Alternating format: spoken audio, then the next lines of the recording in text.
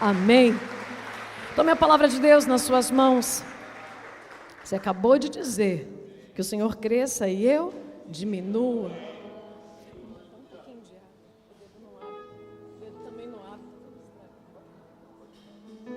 Amém. Romanos, encontre a palavra de Deus e dê glória a Deus. Romanos capítulo 11.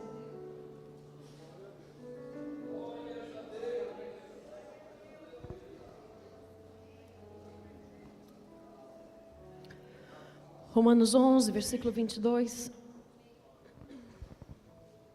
Isso é tesouro. Quantas pessoas estão procurando fórmulas para dar certo nisso, naquilo, no relacionamento. Nós falamos aqui na sexta-feira, seminário de casais, que a nossa inteligência vai fazer a gente viver bem porque é uma questão de lógica com o que o Senhor nos deu. E falamos que também é uma questão de lógica você entender que só nele, a fonte de tudo que nós precisamos. Quantas pessoas estão procurando jeitos para prosperidade, jeitos para aliviar o corpo, a alma. Quantas pessoas estão procurando jeitos, fórmulas, meios, mecanismos, mentorias. E a palavra está aqui, ó. Romanos 11, versículo 22. Considere, pois, a bondade e a severidade de Deus. Para com os que caíram, severidade. Mas para com você, a bondade de Deus. Vamos de novo? Considere, pois, o quê? E o que mais? Ok. Para com os que caíram. E aí para com você o quê? Aí vamos fechar esse versículo dizendo aqui, ó. Desde que você permaneça nessa bondade. Do contrário, você também será. Vamos para casa. Pode se sentar. Podemos ir para casa porque já ficou fácil, já deu para entender, acabou. Opa! Se eu estou fora da obediência, se eu estou fora da confiança, se eu estou fora da entrega, severidade de Deus. A gente vai falar sobre isso, que talvez agora você disse, meu Deus, eu não sabia que tinha essa palavra para ele, né? Aí fica muito espantoso e talvez você vai dizer, não, eu não aguento isso, não consigo imaginar um Deus severo. Bom, eu entendo, mas severo não, mas a palavra está dizendo, e a palavra é de Deus. Vamos falar sobre isso. Então ele está falando de uma forma muito clara. Quem são os que caíram aí? A gente vai falar sobre isso também. São aqueles que deixaram, que viraram as costas, que rejeitaram. E aí ele diz, considere para esses que me rejeitam, severidade. Mas consideram para esses que estão na minha presença. Considera a minha bondade. Vamos falar sobre isso. Quero que a gente pense primeiro sobre salvação. A escritura do começo ao fim é de Gênesis a Apocalipse. A escritura desde o início tem palavras de esperança falando sobre salvação. Promessas de salvação. E aí cada versículo que nós encontramos na palavra, de várias maneiras, em tudo. A Bíblia não é uma no Primeiro Testamento e outra no Novo Testamento. Em tudo o Senhor está fazendo com que o ser humano, para que a humanidade, para que todo mundo entenda o relacionamento que Ele quer ter com a humanidade. Então Ele vai dizendo, Ele vai falando, recupera a comunhão perdida comigo. É isso que está falando do início ao final da palavra. Você precisa ter certeza da salvação com base nas palavras eternas. Você precisa ter essa certeza. E por isso o chamado de Deus para o quê? Para a fé, para a santificação e para a futura glorificação nele. Então Ele está chamando a humanidade. A humanidade, Deus deu seu Filho ao mundo, para que todos possam aceitar, para que você possa dar ouvido ao chamado de fé, de santificação, e daqui a pouco vai chegar a glorificação eterna, amém? É isso que o Senhor está fazendo, e esse assunto de eternidade, as palavras de vida, são palavras que posicionam a nossa vida na vida presente. Falar da eternidade é falar de vida. Falar da vida com Deus, isso gera vida, isso nos posiciona. Você precisa parar com o costume, ou você que está chegando no dia de hoje, não aprenda isso. Você não pode chegar e se acostumar com um lugar para ter a presença de Deus. Você não pode se acostumar, você não pode criar um mau hábito de esperar um dia para viver a presença de Deus. Você precisa viver na presença de Deus, amém? Nós estamos aqui para treinamento, então diga bem alto, estou aqui hoje para treinamento. Mas a presença de Deus não pode estar e ficar aqui. ela precisa ir com você, ela precisa estar na tua casa, ela precisa estar na tua vida, te acompanhar. Eu quero que você guarde isso, e é o Espírito Santo que tem falado ao nosso coração, eu louvo a Deus por isso. Quanto nós falamos para você, em tudo, e isso até no meu próprio trabalho, vamos dizendo dessa maneira, não foca no problema, foca onde? Na solução, não é isso? Isso faz parte de motivação, até não precisa nem ser cristão, para você poder entender essa máxima. Foca na solução e não no problema, porque aí você vai conseguir sair daquela situação. Quero que você pense comigo. Eu nunca tinha visto dessa maneira, o Espírito Santo trouxe ao coração. Quantas vezes falamos de saúde, de família, de dinheiro, de relacionamento, falamos de emoções, falamos de tantas situações, e todas essas fazem parte da vida humana, correto? Seja numa fase boa ou numa fase ruim. Se hoje todas essas áreas estão boas, consequentemente amanhã elas podem estar ruins. E no final das contas, esse é o problema da vida. E quanto falamos dessas coisas? O quanto falamos dessas coisas e estamos fazendo o quê? Focando no problema. Mesmo que isso esteja numa temporada boa, amanhã vai se tornar um problema, porque assim é a vida. Falar sobre essas coisas é falar de problema. Eu preciso falar daquilo que traz vida. Eu preciso falar da solução, e a solução é Jesus Cristo. Precisamos perder o hábito de perder tempo falando de todas essas coisas, para falar de outras coisas, e as outras coisas se chamam Jesus Cristo. Ele é a solução para todas as causas da nossa vida. Guarda isso no teu coração. Quero que você perceba que Jesus, Ele é a solução para toda a humanidade, para todo coração aflito, para toda alma angustiada. Jesus é a solução. Ele é a solução para alguém que quer ter sucesso e precisa de sucesso. Todo mundo precisa de sucesso. Ele é a solução para o fracassado. Ele é a solução para a paz de espírito. Ele é a solução para quem está procurando amor. Mas por que algo tão óbvio? Porque algo tão simples não fica fácil de entender. Porque algo tão simples nem todo mundo aceita tão facilmente. Você sabe como que é o seu coração? Você sabe como é o seu coração? Jeremias 17 diz assim: enganoso é o coração mais do que todas as coisas, e desesperadamente corrupto. Quem poderá entendê-lo? O que nós estamos vendo aqui? A certeza. É por isso que as pessoas rejeitam Deus, rejeitam seus ensinos, rejeitam as suas práticas, porque o coração do homem é enganoso. Você já foi enganado pelo seu coração? Diga sim ou não. Sim ou não? Sim. Toda vez que você pensou que tem um controle sobre a sua vida, você foi enganado pelo teu coração. Toda vez que você liderou sem contar com o Senhor, você foi enganado pelo seu coração. Ninguém sai por aí dizendo eu adoro a mim mesmo. Você já ouviu alguém dizendo eu me adoro? Não. Mas quando você assume o controle integral da tua vida, você está buscando uma autoadoração, a autopromoção. Você está buscando o autobenefício. Você está vivendo uma vida de independência de Deus. Independência de Deus é a busca por tudo isso. Quando Satanás, lá do início, vai colocando no coração da humanidade a autopromoção. Eu comigo me basto. Eu, do meu jeito, nos meus projetos, com a minha inteligência, com o meu recurso, com as minhas habilidades, eu me basto. Quem planta isso no coração da humanidade é o próprio Satanás. Esse projeto não começou hoje, é um projeto lá do início. Ele planta no coração do homem a independência. Quero ler com você Isaías 14. Isaías 14, versículo 12 e 14.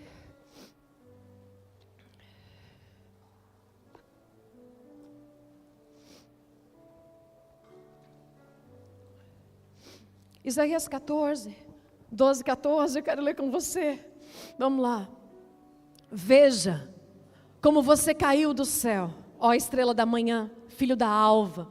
Veja como você foi lançado por terra, você que debilitava as nações.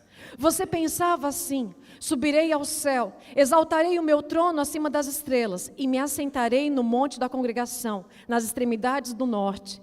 Subirei acima das mais altas nuvens, e serei semelhante ao Altíssimo. Quem que pensou dessa maneira? Satanás. Quero que você veja comigo Apocalipse 12.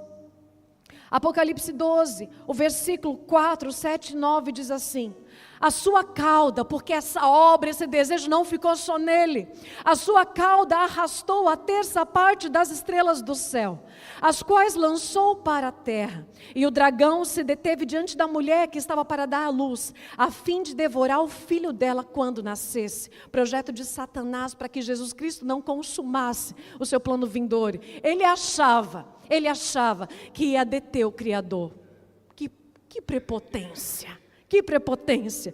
Versículo 7 até o 9 diz assim: então estourou a guerra no céu. Miguel e os seus anjos lutaram contra o dragão. Também o dragão e os seus anjos lutaram, mas não conseguiram sair vitoriosos. E não havia mais lugar para eles no céu.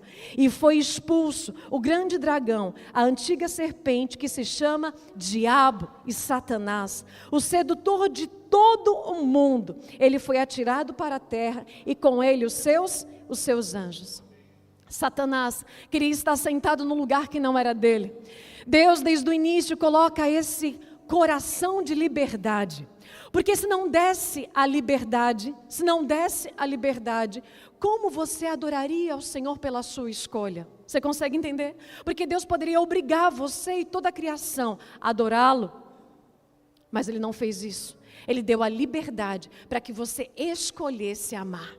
É aí onde a peneira começa a acontecer, porque Ele deu a liberdade para que você pudesse e escolhesse amar a Ele. E aí quando Satanás age dessa maneira, de forma prepotência, olhando para Ele e dizendo, não, eu preciso ser mais alto do que Ele, ele vê que o seu plano é fracassado. Ele tentou contra o Senhor, mas como ele não podia atacar o Criador, ele ataca a sua criação. Ele ataca a criação para que ele pudesse fazer o quê? Venham humanos, se unam à minha rebelião, venham, façam parte desse plano de independência. Eu quero dizer para você que esse plano de independência começa desde o princípio. Mas eu quero que você perceba o que vai acontecendo nos dias de hoje, porque Satanás conseguiu atravessar o coração da humanidade. Satanás conseguiu atravessar a mente da humanidade. A gente vai falar sobre isso lá em Gênesis. Eu quero que você perceba, em coisas gerais, ninguém mais consegue sentir quando está errando. Ninguém mais consegue sentir quando está errando. Você ouviu uma frase muito promulgada, o novo normal. Porque agora, esse normal que antes era erro, agora é um novo normal. Ninguém mais consegue ver a maldade e o mal está por toda a parte. E aí você começa a perceber que são filmes, é TV, é a mídia social, vai mudando de uma forma desesperada e sutil os valores. A mente vai mudando, o comportamento vai mudando, mudou a visão de mundo. Mudou a visão de mundo, ninguém mais reconhece o que é a maldade, mesmo que esteja à sua frente. Aí você diz, não, isso é muito, bispo. Um celular na mão, filma a morte, mas não presta o socorro. Um celular na mão, filma uma desgraça, para primeiro divulgar, para depois pedir um socorro se for pedir. O coração do ser humano está ficando frio, e isso faz parte do plano de Satanás e os avisos de Deus. Semana passada, uma menina de 14 anos não aguentou mais a pressão na sua própria vida e colocou fogo no seu irmãozinho, talvez de 6 anos, não me lembro, mas o outro era um bebezinho de meses, colocou fogo no seu irmão. Há pouco tempo atrás, você vai vendo tantas desgraças acontecendo que daqui a pouco, o novo normal, a guerra que não para, quantas pessoas morrendo e daqui a pouco isso vai ficando aceitável. É a maldade que mesmo diante dos próprios olhos, o ser humano não consegue mais ver. Quero que você entenda que o pecado não é algo que foi criado. O pecado é a corrupção de algo que era bom. Consegue entender? Então não é um produto. O pecado não é um produto, mas é a corrupção daquilo que era bom. Deus fez tudo perfeito e Satanás quis corromper aquilo que é perfeito. É isso que a gente precisa entender. Satanás entra no coração do ser humano, da humanidade, e traz o desejo da independência do quê? Da autoridade amorosa de Deus. Porque se você lembra um pouquinho, desde o início, o que Deus fazia era promover. E nessa promoção de uma vida plena, ele ainda estava perto do homem. É uma autoridade amorosa de Deus. Satanás quer trazer na mente da humanidade que Deus é um Deus ruim, para que você se afaste dele.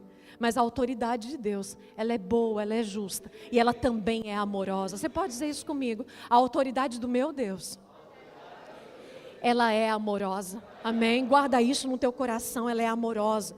Mas o objetivo da independência de Satanás, de fazer com que a gente seja independente de Deus, é nos direcionar para um objetivo incorreto. Então a gente luta por essas coisas e corre por essas coisas como se fosse vida. Eu vou dizer que esse plano do governo é uma das formas de Satanás trazer de uma forma muito lógica as questões, minha casa, minha vida. Não, seria muito pouco se a sua vida fosse uma casa. Mas Satanás faz justamente isso. Ele quer deixar com que o coração do homem vai se distanciando, se colocando diante de outros objetivos, se apegando. E aí esse objetivo vai direcionando a pessoa, não só para aquela conquista, mas ela vai vivendo dependente daquela conquista. Aí quando aquilo vai embora, as emoções, a vida, a mente, vai embora junto com aquele objetivo temporário. Nós nos tornamos Deus de nós mesmos, tentamos controlar tudo, inclusive conduzir a nossa felicidade para aquilo que a gente acha que seja felicidade. Pecado é mais do que uma lista de coisas que eu não posso fazer. E é justamente isso que muitas pessoas se impedem de vir para a igreja. Porque ela começa a dizer, eu não vou para a igreja, eu não vou aceitar Jesus, ainda não é minha hora do batismo. E semana que vem nós temos batismo, para a glória de Deus, amém? Temos batismo. E aí quanta luta para se achegar no dia do batismo, por quê? Porque não, coloca uma lista de coisas que eu não posso. Pense que isso é muito pequeno. Porque seria então, você que deixou de praticar determinada coisa, estaria tudo fácil e não está fácil. Você consegue entender? Se fosse uma lista de coisas que não pode fazer, muita gente, inclusive o jovem rico, já estaria no lugar certo, porque da lista do não pode, ele já fazia tudo certo. E aí muitas pessoas se colocam dessa maneira, não pode, não. Não. É muito mais, pecado é muito mais. E você enxerga pecado aonde os seus olhos estiverem abertos. Porque pecado é a mudança, olha só. É quando você pega o amor e transforma ele em ódio. Aí agora eu digo para você, mesmo que você não tenha uma prática de ódio na sua vida, o mundo está mais amando ou odiando? Você está vendo coisas piores ou melhores? É isso, e isso, você não pode mais dar nome, é a pessoa, é isso, são os homens ou as mulheres, não, isso é o pecado pairando, é o plano de Satanás conseguindo êxito, é quando você olha a justiça sendo transformada pela corrupção, a sabedoria transformada pela ignorância, a verdade pela mentira. Vou dizer para você que vimos uma estatística esses dias, onde mostrava que o Brasil é um país, estatística, de pessoas não confiáveis. Olha só, a população é considerada pessoas não confiáveis. Aí a gente se respondeu, talvez seja justamente por aqueles jargões ou crenças que falamos. É o povo do jeitinho brasileiro. Para o mundo aí fora, o brasileiro não é uma pessoa confiável, não é uma pessoa confiável. É a troca, pecado, é a troca da bondade pela maldade, a paciência pela intolerância, a alegria pela dor. Tudo isso é pecado. Tudo isso é pecado. Quero que você veja comigo 1 João 3, versículo 4. E aí você entende justamente, fica fácil, o que é pecado? Então vamos lá. 1 João 3,4 diz assim: todo aquele que pratica o pecado também transgride a lei, porque o pecado é a transgressão da lei. O que é o pecado? É a violação da vontade de Deus. O que é pecado? Não precisamos ficar criando coisas, não. É aquilo que Deus diz, é isso. E o ser humano diz, é isso. Violei a vontade de Deus, eu estou pecando. Então eu já te respondi como que o coração do homem é. Já perguntei para você como que é o seu coração. E agora eu quero que você entenda como Deus age em relação ao pecado.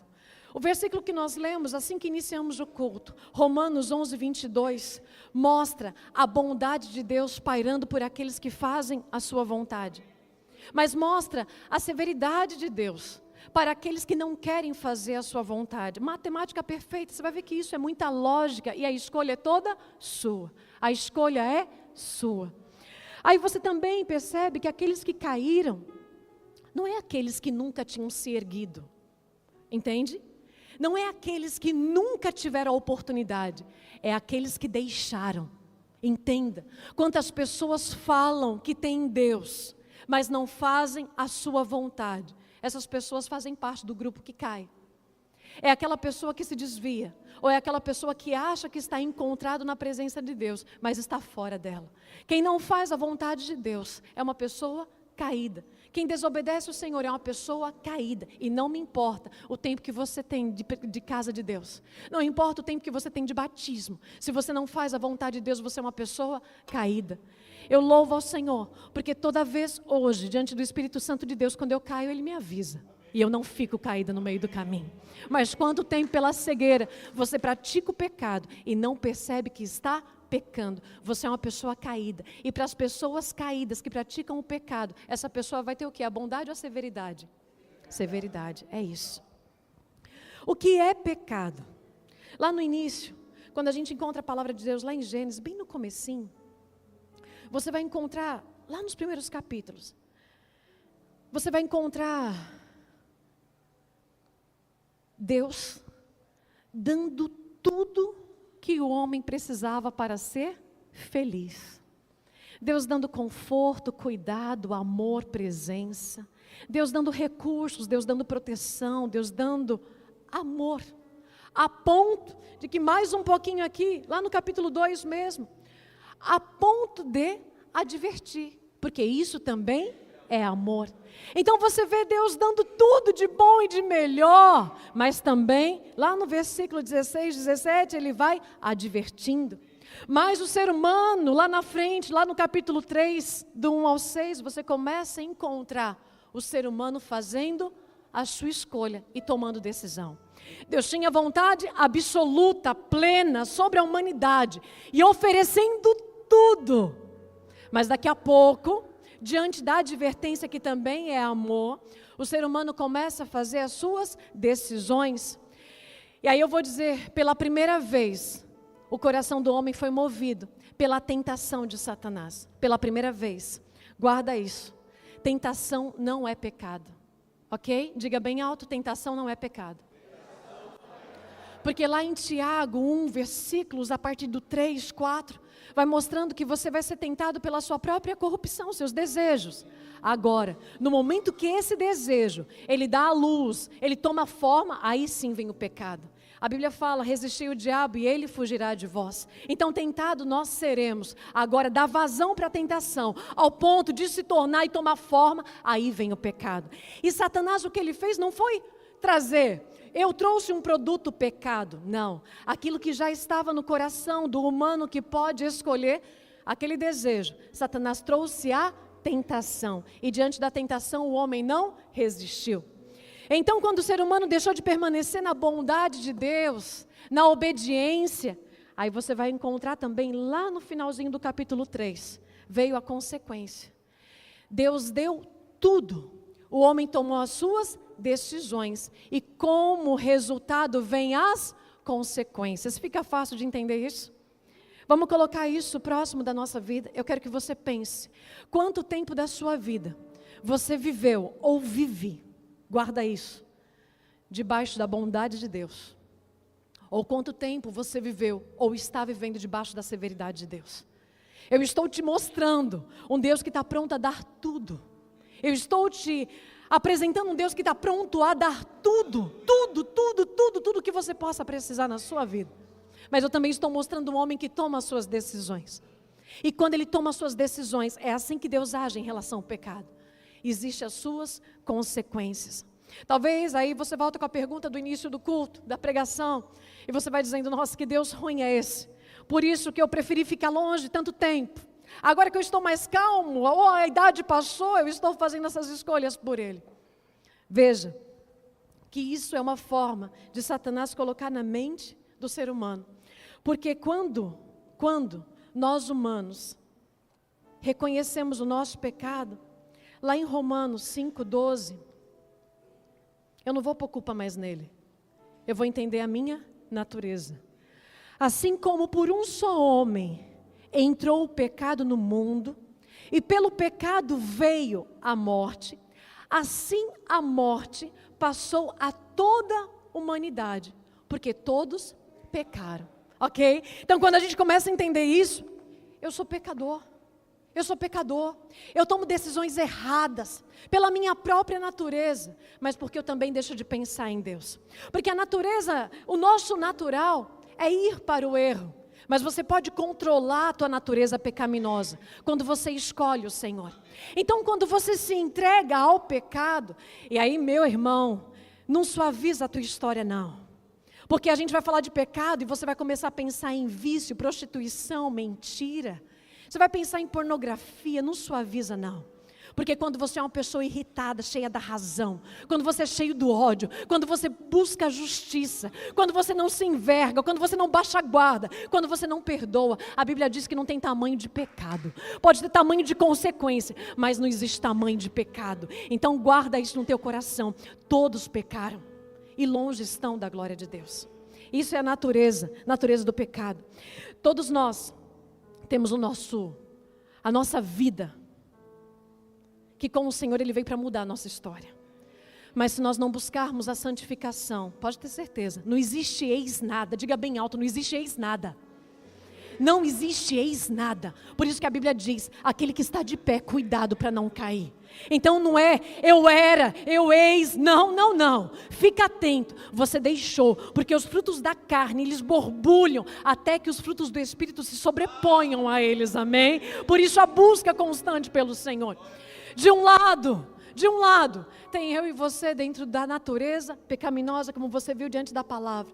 Mas do outro lado, tem um Deus bom e amoroso. Você ouviu a palavra? Você ouviu o texto? Todos nós, pela origem de tudo, estamos no pecado. Então esse é o nosso lado da humanidade. Mas o lado dele é santidade, é amor e é bondade. Agora eu pergunto para você, como um Deus bom, aí você tem que começar a pensar sobre isso. Como que um Deus bom, que tem tanto prazer na bondade ou na maldade, poderia ser um Deus bom? Não é? Tu entende? Não tem como. Como que um Deus que tem prazer nas coisas ruins e nas coisas boas, seria um Deus bom? Não faz lógica isso. Quero que você pense que a Bíblia, quando relata a ira de Deus, ela não relata como eu e você entendemos a ira. Porque a nossa ira, ela é irritadiça. A nossa ira, ela vem com o nosso senso de justiça. Deus não é um Deus raivoso, não. Deus não é um Deus irritadiço, não. A Bíblia aponta que a ira de Deus, ela não é essa como a humana, não é uma ira caprichosa. Deus não age dessa maneira. Simplesmente, a minha natureza é pecado e a natureza de Deus é santidade. Incompatível. Quero te dar um exemplo muito claro. O sol é bom ou ele é ruim? O sol é bom ou ele é ruim? Não sei. O sol é bom ou é ruim?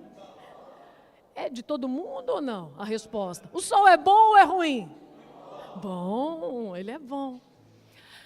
Por ele ser tão bom, e um dia de hoje a previsão disse que ia fazer frio, talvez chovesse, e o sol saiu. Quem ficou feliz com o sol de hoje? O sol, então, ele é bom.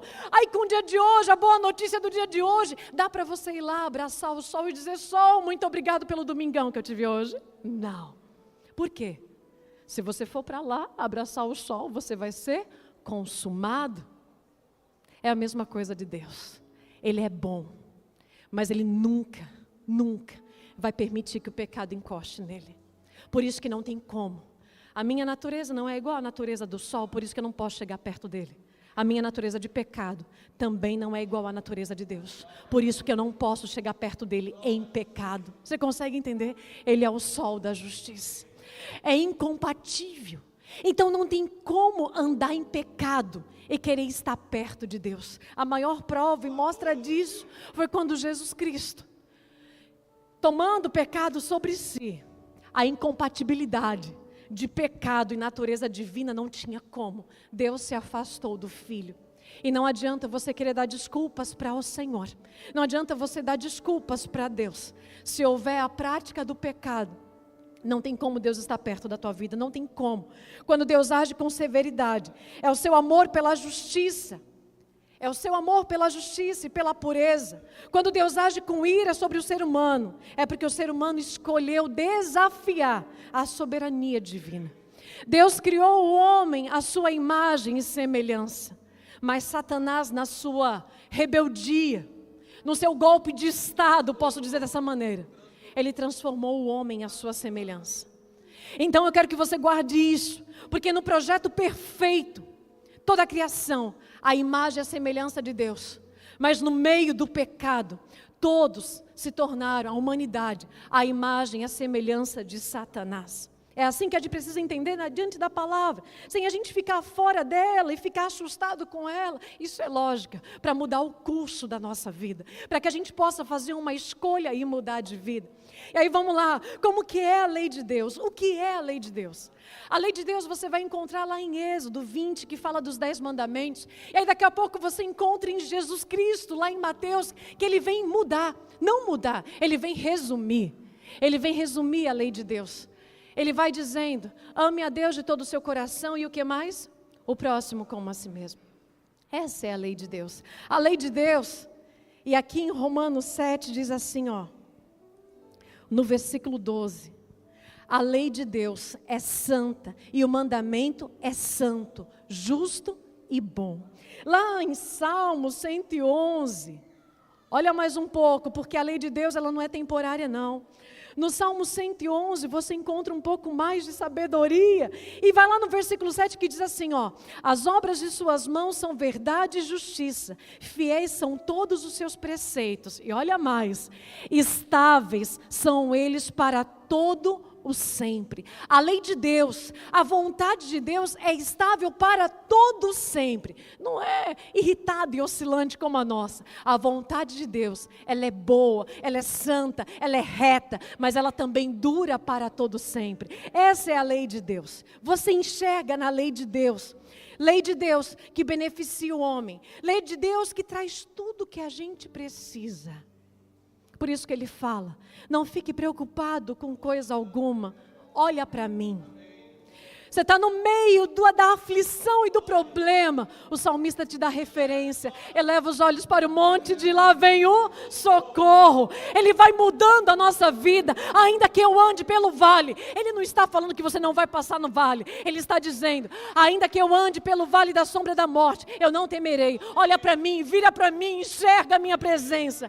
Eu te deixarei como? Protegido, guardado, abençoado, salvo. É isso que ele faz, ele dá salvação. Diga, Jesus tem tudo que eu preciso.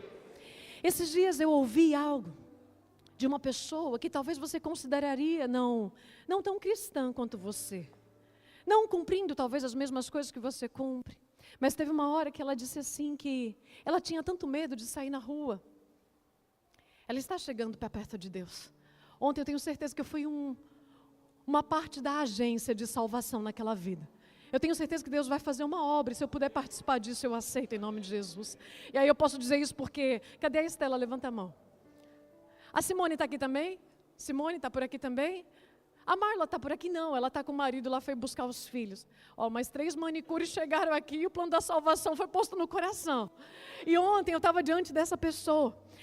E aí diante de tudo que eu falava ali para ela, ela falou assim, Lu, teve um dia, porque eu conheço Deus, só que às vezes eu não me aproprio dele, mas aí um dia ela falou que com muito medo, ela é alguém que mora sozinha, e ela não tem carro, enfim, o horário de trabalho dela é sempre muita noite, muito tarde, e ela sempre tinha muito medo, andava sem nada, sem bolsa, sempre na correria, com muito medo de tudo. E aí teve um dia que ela falou assim, Deus, aquilo que eu já ouvi do Senhor, tem que servir para a minha vida. Ela voltou para frente do seu estabelecimento e ela disse, Deus, a partir de hoje, eu não vou ter medo de mais nada, porque Tu estás comigo. Ela se deu conta que ela sabia disso, até orava da maneira dela, mas ela nunca tomou posse. O medo percorria. Ela disse que essa pequena experiência, ela usou essa expressão, essa pequena experiência, já faz 2 anos que ela diz, eu não tenho medo de mais nada. Eu vou dizer para você, é alguém que está se esforçando para lembrar das primeiras coisas que aprendeu na infância.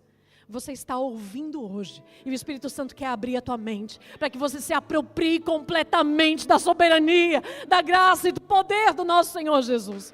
Não é olhar, não é dizer, não é cantar e não viver. A palavra de Deus não é o quanto você sabe, mas o quanto você vive dessa palavra. O Senhor não quer que você fale dele sem você sentir a presença dele. E é isso que estamos dizendo, é isso que você precisa entender. O Senhor precisa tomar o lugar da nossa vida, porque se Ele tomar o lugar da nossa vida, tudo vai ficar bem. Tudo vai ficar bem.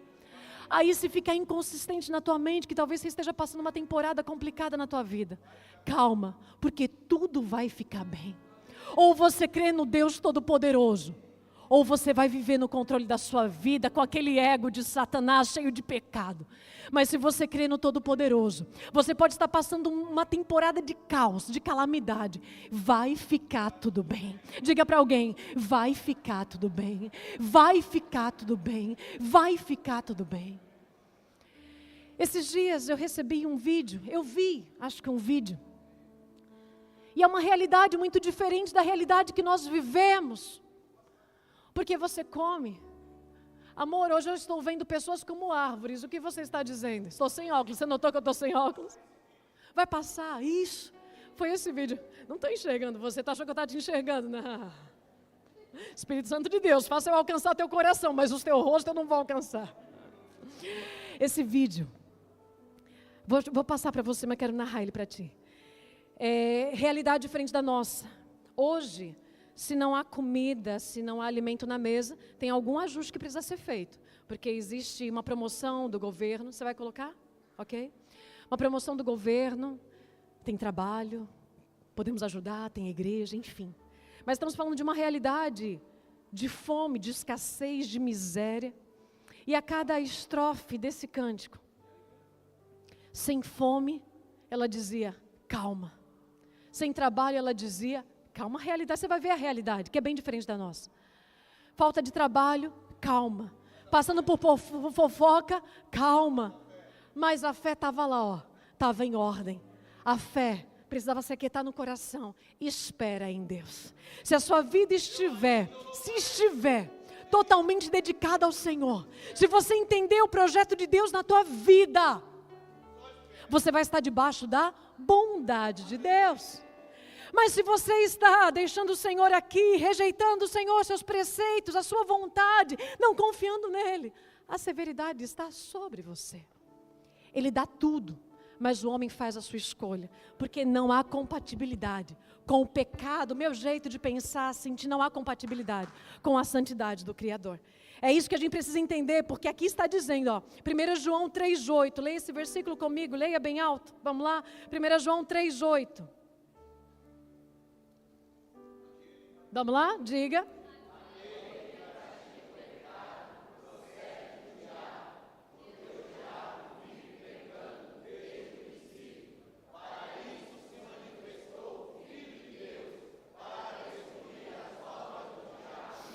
Amém? Vem uma vitória sobre o pecado. Tem um texto, e eu não vou me recordar onde está, mas a palavra diz que você passa o que você passa porque você não me pede. E o final do texto diz que eu quero satisfazer você. O plano de Deus é ver seus filhos satisfeitos. E Ele fala, você não é satisfeito porque você não me pede. Porque na hora que você me pedir, você vai ser satisfeito. Quero que você pense sobre raiz de pecado. Porque o versículo que nós lemos diz que a bondade de Deus vai estar sobre aqueles que praticam a sua vontade. Mas aqueles que não estão, que caíram, que não aceitam, que rejeitam, que praticam o pecado, vai vir a severidade de Deus. A equação de Deus, ela é perfeita. Ela é perfeita. Talvez você esteja enfrentando tentações e dando espaço para o pecado.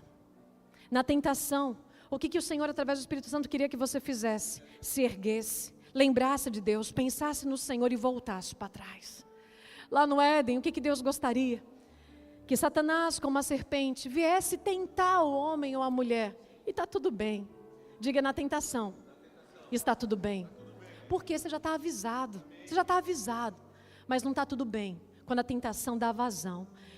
Deus gostaria que Eva tivesse parado ali. E na hora que ela lembrasse que Deus a advertiu, ela ouvisse, até sentisse, porque a palavra lá em Tiago vai dizendo, atraído, seduzido, chegasse até um pouquinho mais, mas não praticasse. Ela olhasse, sentisse, lutasse, mas que ela pudesse ter virado as costas para aquele pecado.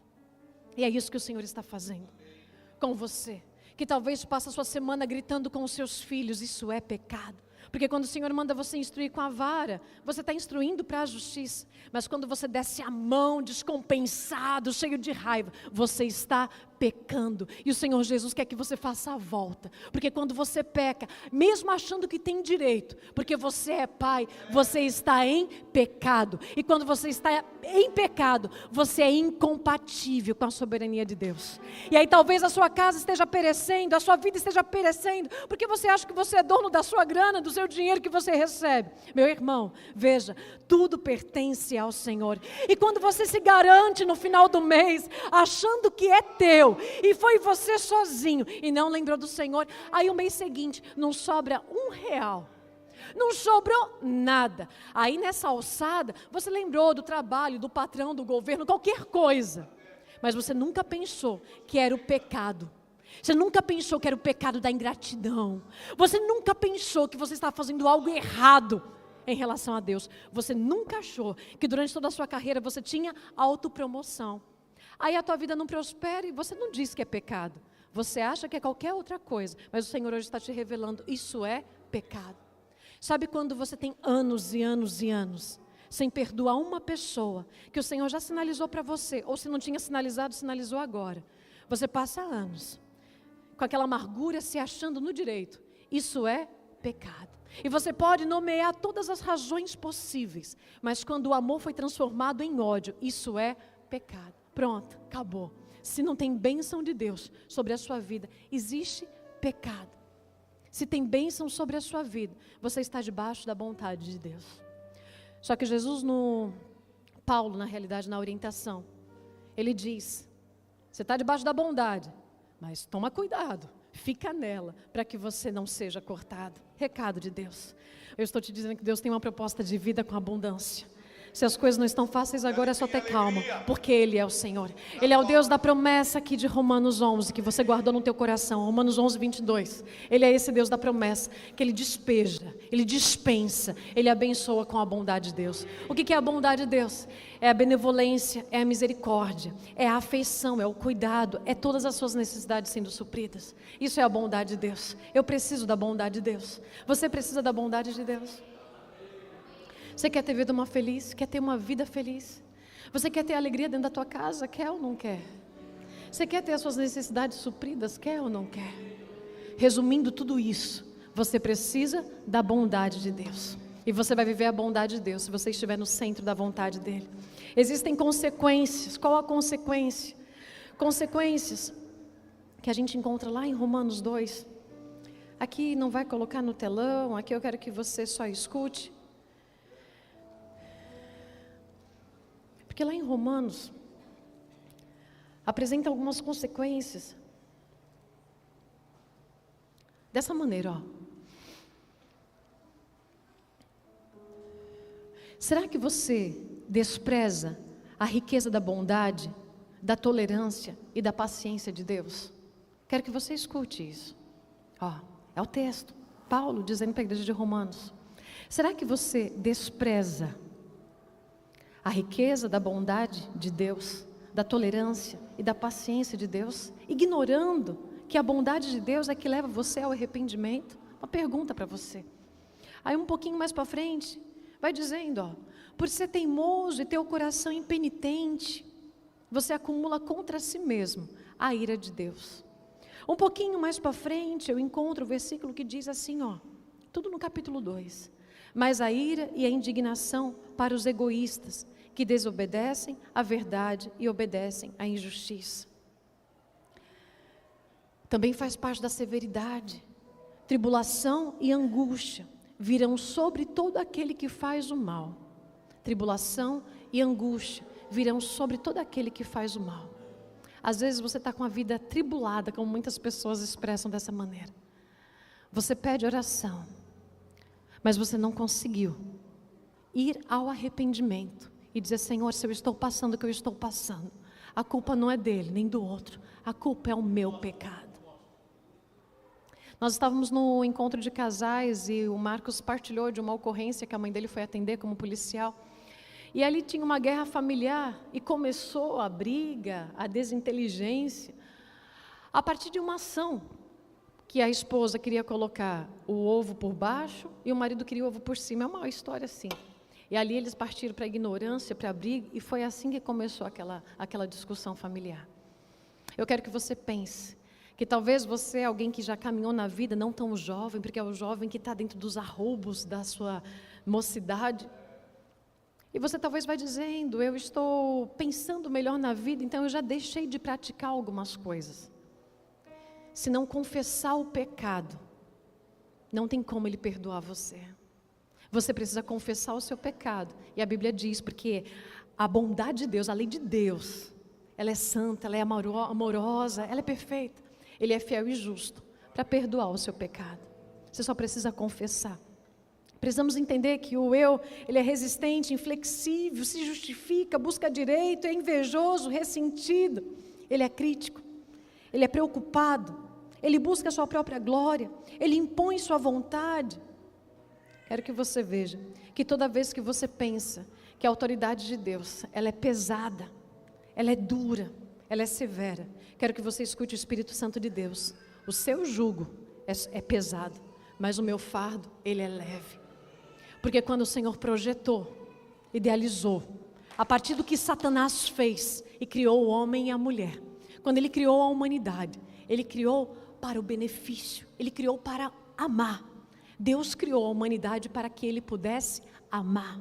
Ele deu a liberdade para que você pudesse escolher amar ele.